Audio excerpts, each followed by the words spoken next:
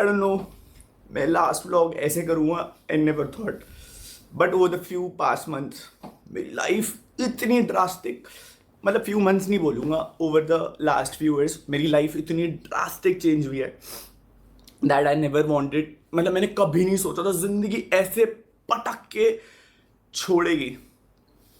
मतलब ऐसा होता है कि आप अपनी ज़िंदगी में जब सबसे ज़्यादा खुशियाँ करते हो, कि मुझे लगा था भाई मैंने अपना सब कुछ, मेरी ज़िंदगी में खुशियाँ ही खुशियाँ ही खुशियाँ रहेंगी।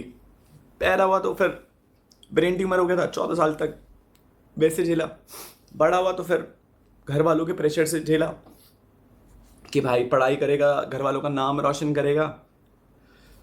स्कूल कॉलेज ट्यूशन पढ़ाना शुरू करा, कॉलेज पढ़ाना शुरू करा, एंड दैट मेहनत कर रहा था बस अपने घर वालों के लिए, because I belong from a middle class family. But जैसे जैसे कमाना शुरू करा तो घर में पैसा आया, सबकी ख्वाहिशें पूरी करी, अपनी ख्वाहिशों से पहले हमेशा चाहा कि मम्मा पापा को हमेशा खुश रखूँगा। बट आई नेवर थॉट कि at the end of the day शायद मैं ऐसी वीडियो बना रहूँगा।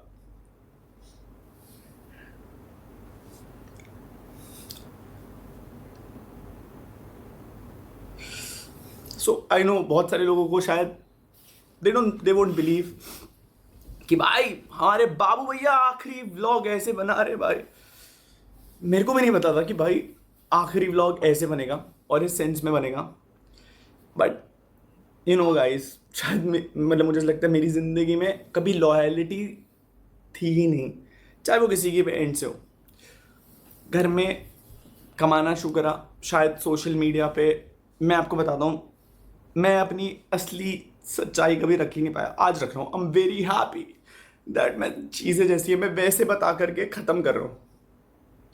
सो घर वालों का प्रेशर था, स्पेशली पापा का। मतलब व्लॉग, एक चीज़ बोलूँगा बस, लास्ट व्लॉग है मेरा, एंड मैं उस व्लॉग में एक चीज़ बोलूँगा कि चीज़ें जैसी दिखती है ना वैसी होती नहीं रियल लाइफ में। सो मेरे घर वालों को आपने बहुत क्रेजी देखा होगा कि "वाह, ये तो बहुत सपोर्टिव है, ये है"। हाँ, actually they supported me, but at the end of the day मेरी बहुत झगड़े होते थे घर पे। आई don't no because of my behaviour, या वो मुझे कभी समझ नहीं पाए। मैंने ज़िंदगी में कभी किसी से एक्चुअल सेंस में झूठ, मैं कभी किसी से झूठ नहीं बोला। भाई टेंशन क्यों ले रहे हो? टेंशन मत लो, बिल्कुल भी किसी भी चीज की टेंशन मत लो भाई, नहीं छोड़ेंगे, टेंशन मत लो तुम, किसी भी चीज की टेंशन नहीं लेनी तुमने, किसी को नहीं छोड़ेंगे, टेंशन ना लो, बिल्कुल भी टेंशन नहीं लेनी है ना, ये बताओ। हाँ हाँ, नहीं छोड़ेंगे भाई, नहीं छोड़ेंगे, बिल्कुल भी नहीं छोड़ेंगे। हाँ बिल्कुल भी नहीं छोड़ेंगे भाई, टेंशन मत लो बिल्कुल भी। हाँ भाई ठीक, नो वरीज भाई, बस भाई ने छोड़ना मत चला भाई है ना। ध्यान रखो भाई, जब तुम सही रहोगे तभी तुम आगे कुछ कर पाओगे, मैं ये भी बता रहा हूँ। तुम सही रहोगे, तुम यहीं पे आ जाओ या इनके वहां पे चल जाओ, कुछ दिन वहां पे रहो, ठीक है ना। इनकी मैं ढंग से लेनी करूंगा, टेंशन ना लो। ठीक है भाई, इनकी ढंग से लेनी करेंगे, टेंशन ना लो बिल्कुल भी। और अगर ज्यादा दिक्कत हो रही है तो चले जाना, अभी तो खैर मत जाना, कल चल जाना, अगर ज्यादा दिक्कत होगी हॉस्पिटल चल जाना। फोन करा किसी ने शराब? भाई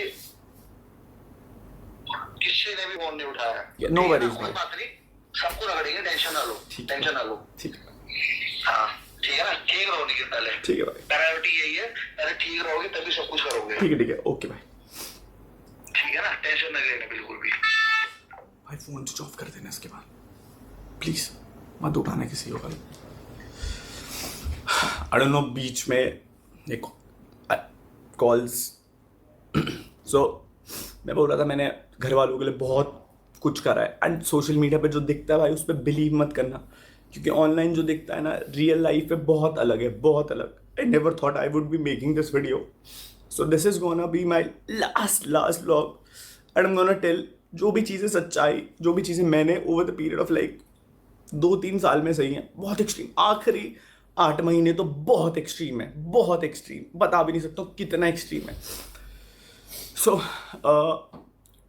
मेरे को रितिका मिली थी फैन मतलब मेरी फ़ैन थी एंड उसने मेरे को टेक्स्ट करा था फर्स्ट टाइम इंस्टाग्राम में 4 साल तक 2 साल तक 2-3 साल तक उसने मुझे टेक्स्ट करा। एंड उसके बाद एक दिन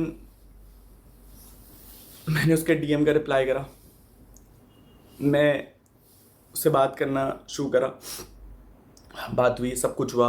रितिका से मैं मिला, 2-3 साल हम लोगों ने वक्त बिताया, प्यार हुआ, ट्रैवल हुआ, सब कुछ अच्छा टाइम बिताया। लड़ाइयाँ होती थी बीच में, बहुत सारी हुई लड़ाइयाँ, नो वरीज, बट लास्ट पे मोमेंट पे डिसाइड आके करा, मैं कहा यार ये लड़की तो कभी मेरा साथ छोड़ ही नहीं सकती, ये लड़की तो सबसे बेस्ट है मेरे लिए, इस लड़की के साथ तो मैं जीवन बिता सकता हूँ। लव मैरिज करने की सोची, घर वालों को बताया, घर वाले एग्रीड नहीं थे इनिशियल पॉइंट पे कि भाई हम तेरी शादी करा देंगे, ये कर देंगे, वो कर देंगे। आई डोंट नो क्या, माँ बाप शायद कहीं ना कहीं सही भी होते हैं और कहीं ना कहीं गलत भी होते हैं। जस्ट बिकॉज वो माँ बाप हैं इसका मतलब वो हमेशा सही नहीं होते। आज मैं जो कुछ हूँ केवल और केवल उनकी वजह से हूँ, आज मैं जो कुछ भी बन पाया हूँ केवल और केवल उनकी वजह से बन पाया हूँ।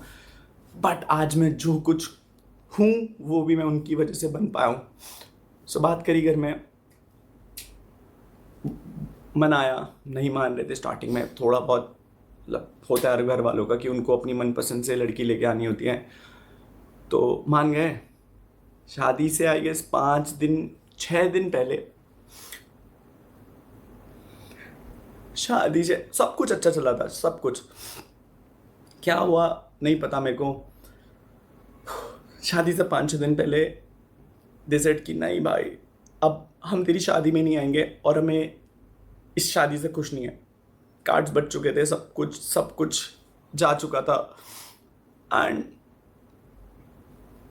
I was really happy for the marriage. मैंने पूरी शादी अकेले करी है, अकेले। मेरे को नहीं पता था भाई कैसे करना है, क्या करना है, बट मैंने वो अकेले करी। आई डोंट नो क्यों करा। मम्मी पापा ने स्पेशली, मैं 3 लोगों के नाम लेना चाहूँगा जिन लोगों ने मुझे सबसे ज़्यादा टॉर्चर करा है, torture.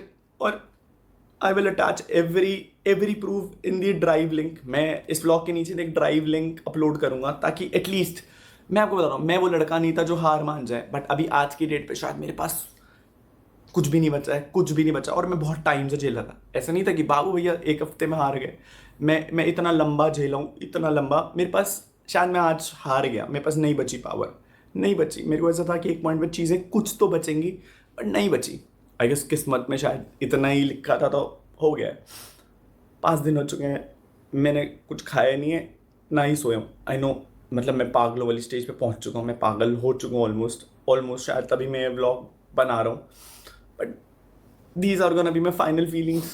No retakes, no fakeness, nothing. जो भी है वो आखिरी शब्दों में सच्चाई बोल करके जा रहा हूँ।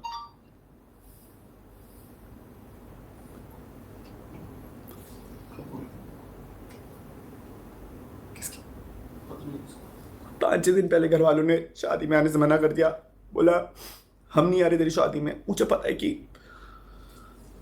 फेमस होना जितना अच्छा होता है शायद उतना एक अभिशाप होता है, क्योंकि लोग हमेशा आपसे लेवरेज खींच सकते हैं। आई गेस सबको कहीं ना कहीं मुझसे एक्सपेक्टेशन थी कि कहीं ना कहीं मैं लाइक उन्हें कुछ ना कुछ पे करूं या पैसा। And I truly respect that कि भाई शायद कहीं ना कहीं उनकी एक्सपेक्टेशंस भी सही थी। मैं आपको बताता हूँ, मैंने जो कमिट किया है वो मैंने करके दिखाया। But over the last 2 years मैं मेंटल हेल्थ में नहीं था, मेरी मेंटल हेल्थ डिटोरिएट होती चली जा रही थी। आई डोंट नो क्यों, शायद से ज़िंदगी इसी नोट पर थी, ऐसे ही लिखा था। अभी बहुत बहुत वर्स्ट इन लास्ट केस में ये वीडियो बन रहा है। सो 5-6 दिन पहले घर वालों ने मना कर दिया, कलमिंग Shreya. So I did everything for my parents, मम्मी पापा के लिए सब कुछ करा, खुश रखने को करा। I don't know what happened to them. मैंने अपने एंड से जितनी चीज़ें हो सकती थी मैंने कर ली थी। खैर 5 दिन पहले दे लिटरली टॉर्चर्ड उस पॉइंट को लेकर के। आई डोंट नो वो मुझे क्यों आ रहा। मुझे ऐसा लगता है कि अगर मैंने उनकी खुशी के लिए हमेशा सब कुछ करा, एंड आई डोंट नो कि क्यों वो नहीं समझे। लास्ट में मैंने एक खुशी मांगी थी उनसे कि मैंने कहा मुझे अगर इस लड़की से शादी करनी है सो प्लीज़ मुझे शादी करने देना। पहले बहुत मनाया, नहीं माने, बट फिर एक पॉइंट पे जा कर के माने। उस पॉइंट के बाद सगाई हो गई थी हमारी, 5 मार्च की सगाई थी। एंड शादी थी हमारी 30 दिसंबर की।